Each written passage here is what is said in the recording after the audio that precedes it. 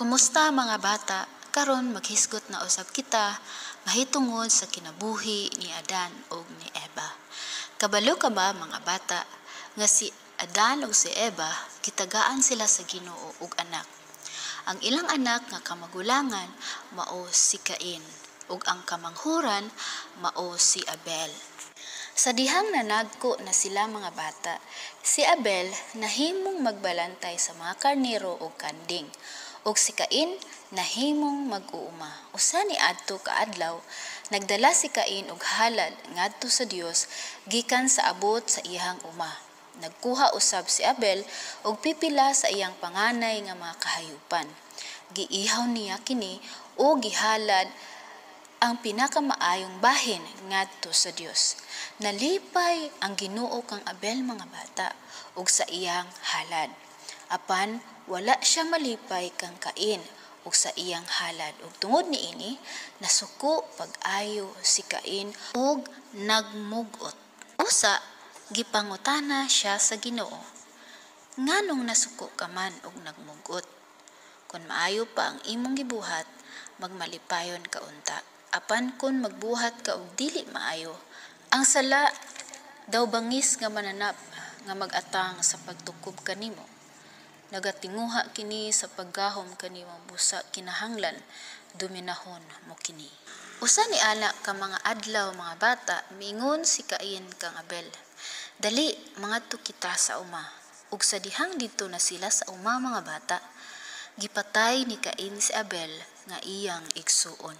Kabalo ka ba mga bata nga ang kasuko, ang pagdumot ug ang selos dili kini makalipay sa Ginoo mga bata tungod kay sala kini. Unsa gani ang sala mga bata? Tanan natong gihuna-huna, gisulti gibuhat nga wala malipay ang Dios. Sama sa gibuhat ni Cain mga bata tungod sa iyang kasuko sa iyang igsuon, tungod sa iyang pagselos, tungod kay wala gidawat sa Ginoo ang iyang halad, ug tungod niini gipatay niya ang iyahang igsuon. Kabalo ka ba mga bata nga ang tanang tao nakasala?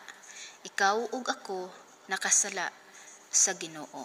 Ang pulong sa Ginoo mga bata diri sa Roma 3:23 kay ang tanan nga mga tao nagpakasala ug dili takos atubangan sa Dios.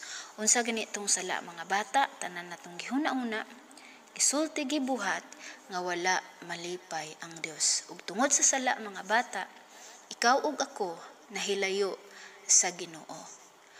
Pero mga bata, kung ikaw ug ako makasala, halimbawa kung makasala ka sa imong mama ug papa, kung mangayo kog pasaylo, tungod sa gugma sa imong papa ug mama, di ba pasayloon man kanila? Ngan ana usab mga bata, nga kung makasala ta kay God, gusto sa Ginoo nga mangayo ta og pasaylo, no magpaubos ta sa atong kaugalingon, ang kuno nato nga kita nakasala. Kay ang Dios, siya ang Dios nga maayo, siya ang Dios nga buutan, ug siya ang Dios nga mopasaylo sa atong mga sala.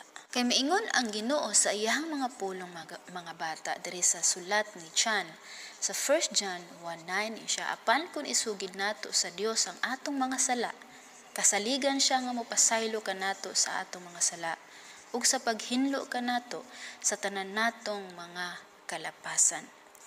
Ang Ginoo mga bata takos gamhanan nga makapasaylo sa atong mga sala. Kay ikaw ug ako gihigugma sa Ginoo mga bata. Sama sa iyang gugma kang Cain. Unya langutana ang Ginoo kang Cain. Hain ang imong igsuon. Mitubag si Cain, ambot, wala ako masayod kung hain siya. Ngano, ako ba'y tigbantay kaniya? Unya miingon ang Ginoo kang Cain, unsay imong gibuhat? Ang dugo sa imong igsuon diha sa yuta, daw nagpakiluoy nga silutan ko ang tao nga nagpatay kaniya. Tungod sa imong gibuhat, panghimarauton ko ikaw sukad karon, dili na matikad ang yuta nga nagsuyop sa dugo sa imong igsuon nga imong gipatay. Bisan og nagtanom ka pa, ang yuta dili na mohatag kanimo og maayong abot.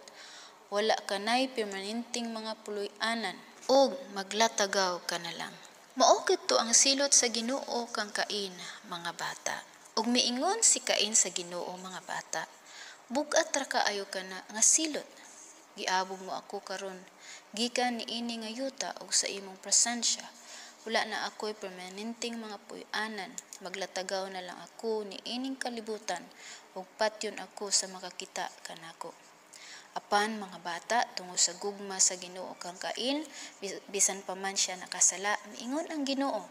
Apan miingon ang Ginoo kang Cain, dili ka na mahitabo.